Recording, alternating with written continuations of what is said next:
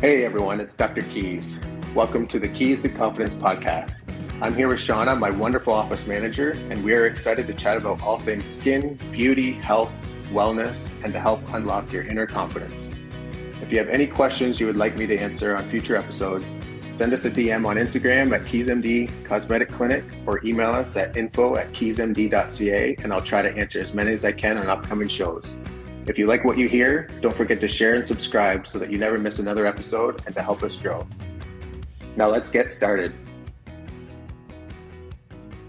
Hey everyone, thank you for tuning into Keys to Confidence. I'm sitting here with Dr. Keys and we have a special guest joining us today. Her name is Lindsay. Welcome, Lindsay. Hi everyone. Hi guys. Thanks so much for having me. Of course. Thanks for being here. We absolutely love every time that you come into the office, your energy, your smile, everything. You just make our day so much better. Your dog. Your dog, for we're sure. A package deal. I love coming in here. You guys, this is an event for me every time. So thank you for creating such a fun place for me to come. Well, thank you for joining us. So today we are talking about lip filler. We have a lot of patients coming in inquiring about lip filler treatments and wanting lip filler treatments. Dr. Keys, can you expand a little bit more on what lip filler is? Yeah, of course. So lip filler is one of our more common procedures that we do here. People come in of all different ages. We have a young demographic that comes in quite frequently. And then we also have the older demographic as well. We start losing volume in our lips around 20-ish, 20 to 25. And in between those ages, your lips typically look the best between 15 and 25 years of age. And then you start losing volume. And by the time you're 40, 50, the lips start getting quite thin. So that is why it seems to be a more popular technique around the world, really, is because lips are a sign of youthfulness. And when you lose that volume in the lips, that's when people start coming in. So the problem with that is that lip filler can sometimes be done inappropriately, or it's been done for a long time. You can start getting migration, and that's kind of where Lindsay's story, or where Lindsay can take over, is that she's had quite a journey, and she's going to share that with us and tell us a little bit more about that. So Lindsay, I know that we have talked before just about filler and lip filler in particular. What can you tell us a little bit more about your journey with lip filler? Yeah, no, absolutely. I feel like I'm kind of exhibit A of what not to do when it comes to lip filler. I started getting lip filler when I was, 21 years old. I am now almost 35, so I am a seasoned lip filler connoisseur. And there comes a point where you, I think, lose sight of how you look. You look in the mirror and we're so accustomed to seeing ourselves every single day that we don't necessarily see the changes. So we don't see the migration. We don't see the overfill, because what we're seeing becomes our new normal. And so I think, I became a little bit desensitized to the amount of filler, the frequency of my filler, maybe even the kind of filler that I was getting put in my lips. And so finally, at the ripe old age of 34, again, 15 years or so later, I knew that I needed to do something. I needed to change something about my lips, because what I was doing was not working. And that's where I just decided, let's wipe it all out. Let's get it all out of there and start fresh. And I am so thankful that I did. So what made you decide to want to dissolve your lips? Was it anything in particular? Yeah, well, you know what? I had pondered it for a while, and ultimately it was just the shape of my lips. I would start to see videos. You know what? Videos and selfies of yourself are so telling, especially when it's videos that other people have. Because when we're looking at right, when we're looking at our own selfies in our camera, we're doing the best angles. We know what to do with our face to make ourselves look better. But then you see it from someone's, unfiltered, not the right light kind of perspective, and it's like, oh goodness, know that's going on, eh? So I think the thing with lip filler too is like it is easy like to lose sight, but also the migration aspect of it as well. Dr. Keys, oh can you tell us a little bit more about that? Yeah, for sure. That's something that happens. That can often happen with time. And if Lindsay's been doing it for 14 years, give or take, yeah. that's going to happen to anyone. It's almost inevitable. But there are definitely different techniques that can make this worse, and there's different hypotheses, I guess, that can make this worse. So, we've all heard of most of us have heard of the Russian lip technique. That's one that can it's been talked that it can make it worse. You're going through the vermilion border, which is the border that is between the body of the lip, the pink skin, and the white skin that's above the lip. So if you're penetrating that, you're putting holes in there. You're leaving these tracks open, and it's been again hypothesized that the filler can actually go through those holes and cause the migration a little bit more. So that's one. You're adding filler into the lips. You're adding an area of high pressure, and then above the lips, there's an area of low pressure. So that can potentially be a reason for it. And then there's different products that can play a factor as well, and some cause it more than others. So the more hydrophilic fillers, they tend to cause it a little bit more. Some will just integrate into the skin better than others. So there's a less chance that they're going to migrate. So product selection is a big one. So I think it's just important to know who to go to, what technique they're using, how much experience they have, and then if they're respecting the lip border, because like I said, you don't want to violate the lip border, basically, because that can just lead to issues and more migration in the future. I think it's also important, though, to go to someone that you trust and have a rapport with when it comes to your face, because honestly, people should have stopped filling my lips. So what is the process of actually dissolving lip filler? We use a product called hyaluronidase. It's an enzyme that actually dissolves the filler. So, if someone comes in like Lindsay, she comes in and she's like, I think my lips, I've been doing it for too long. They're overfilled. What are my options? And, she asks, can you correct this with more filler, or what do I do? Some people just don't know. And she's more educated in this. So it's a little different story, but yeah, we can inject this product and it will dissolve the filler, and it happens quite quickly. Sometimes it's one treatment. Sometimes it can be 2 or 3. And then once that's dissolved out, you can fill them up again, more conservatively and slower, approximately 2 weeks later. It's kind of the standard-ish 2 to 3 weeks later. Is there anyone that can't get hyaluronidase? If you're allergic to bee stings, those are the patients that you want to stay away from. So that's the only thing. A lot of times you'll be like, oh yeah, anyone can get filler. If there's any issues or you don't like it, we can dissolve it. Or if you get a vascular occlusion, and that's when filler actually gets placed into the artery and it will cut off the blood supply. You can't reverse that for those patients, or it's much riskier. So those are the patients that you have to be careful of for sure. Lindsay, I know that you had the hyaluronidase treatment. How did that feel, and how long did it take for you to see results? Yeah, so we ended up, because of the the sheer volume of my lips, we had to do, I think, about 3 treatments of it. And now this was full upper lip, lower lip treatments. You can still use hyaluronidase to dissolve unevenness, little balls, which, that's just a quick poke and you're done. So this, it's a little spicy. Like it's gonna bite a little bit. It is like a little bit of a bite, but I mean, no pain, no gain. Honestly, it's just something that he injects it. And then it's gone. And so the procedure itself is super quick. And then before I left the parking lot, you'll notice some of the deflating. Usually I would say by about day 4 post treatment, you'll notice a substantial difference. And by about a week post, I would say that it's, for whatever you had put in, that's what it's going to do. And then, I was coming, about every 2 weeks there to make sure that we got it all out. I always love talking to you about like your analogy on things, especially with pain and like anything that has to do with injections in your face. You're just such a trooper.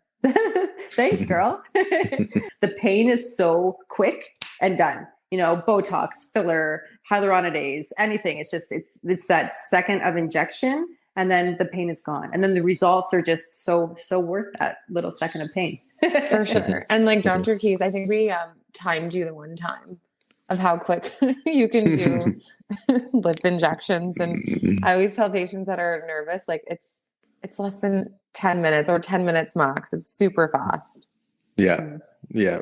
And everyone's different. I mean, yeah, you could definitely, I could push myself for sure. We could do it in like 2 minutes probably, but, Yeah. but I'm pretty particular at the same time. So yeah, it takes a bit of time. And honestly, like when you did my lips, cause you recently did a tiny bit in my lips, like the pain for me was like 2 out of 10. So it wasn't that bad. Yep.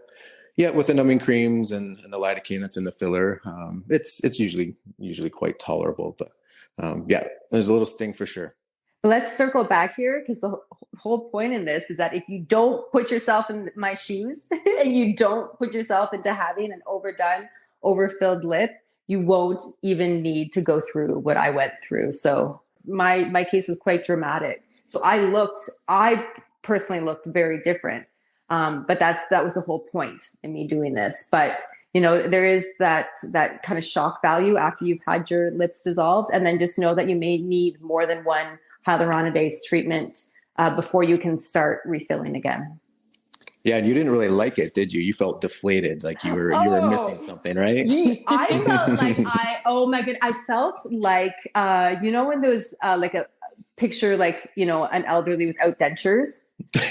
Oh my god, that's because my lips started to like concave in, right, instead of being but I mean, of course I have this like over dramatized perception of what I'm going through. So we actually did get a question in from Diana. She is wondering, after you have your lips dissolved with hyaluronidase, do you need to get lip filler again?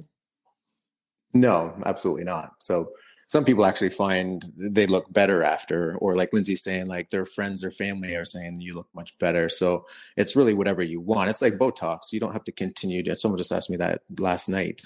What happens if you stop Botox? Well, you just go back to the way you were before, and it's the same with lips. So if we don't dissolve that filler, your lips will go back to the way they were before. And if you're happy with that, that's what you stick with. Dr. Keys, how can you maintain your natural appearance without going like overboard? My general approach is just to go slow and steady. So I would rather put in smaller volumes than larger ones. If you put less volume in the lips, there's less pressure. There's should be less chance of migration with that as well. So some clinics won't do less than 1 syringe per visit. I'm not like that. I'm not here just to make money. So if someone wants a half a syringe, I'll do half a syringe. And honestly, I think doing half a syringe at a time is sometimes ideal, or maybe even more ideal. But if someone's doing 1 or 1.5 or 2 syringes, I think that's way too much to do in one treatment. And that kind of goes with anywhere in the face. And typically, putting injections down to the bone for the cheeks, I tend to like doing that a little bit better. They talk a lot about the layering technique, and I do some of that as well. And you have to know where you're injecting. But if you do too much of that over time, you get that when you smile, you get those like little, almost like baseballs on your cheeks. They pop out too much. So I try to avoid that. So it might look good right away, but just like the migration of the lips, it can happen in the cheeks too, in a different way, of course. But it just starts looking unnatural and doesn't look very good. So I think coming in and just doing a little bit here and there is far better than applying too much too soon or too quickly. There's also like introductory like treatments as well, like a lip flip. People can try that before trying lip filler if they wanted to, just to give a little bit of, I mean, it's different than lip filler because lip filler, you're adding volume. but just something that you can try. We offer that as well here. Yeah, the lip flip is great. I mean, that's done with Botox. It's quite simple. There's less injections, less pain. It doesn't last as long as filler, but it's a great, like you said, if you want something to see what your lips might potentially look like with filler, it's going to round out the pink part, the body of the lip a little bit. So if you smile and the lateral borders of your lips kind of disappear, those are the good candidates that would be ideal for the lip flip. So cost less money. You do have to do it a little more frequently, but even overall, it's going to be less money. Or if you're against filler or you're worried about the complications from filler, this is probably your best alternative. I love a good lip flip. I know like on TikTok and everything, like there's always new trends. And I mean, there's always different trends with lips anyways. Like you mentioned the Russian lip technique. But now I guess we're going back to more of like the natural appearance. There is a TikTok trend like where people use like a cup or something small to like suction your lips. Does that actually work for adding volume? I wish. I wish. Have you tried it? Yeah. Oh, no, I'll pass. But I wish. She's the vacuum on her lips before she comes. No shame to those who have tried it, but I'll be in that one. Yeah. Well, anytime you use any vacuum technique, it's going to be temporary. So you see like those butt lifts with vacuums and sure, it's going to look good for a bit. You're increasing, you're bringing blood to the area. It's going to look more voluptuous and larger. But so whether it's the butt or the lips or any part of the body, it's temporary. It'll just go away. I know this is super crazy, but there's a trend going around right now as well of people doing their own injections at home with like needleless hyaluronic acid. I don't know, but oh no, what are your thoughts on that? Yeah. There's different ways. There's a injecting gun that doesn't use a needle and it'll just like shoot it in there.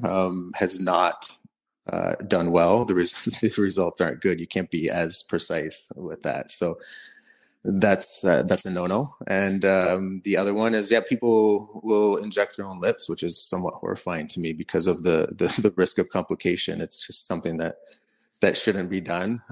If you don't know the anatomy well enough, you don't have hyaluronidase to reverse any complications that could arise.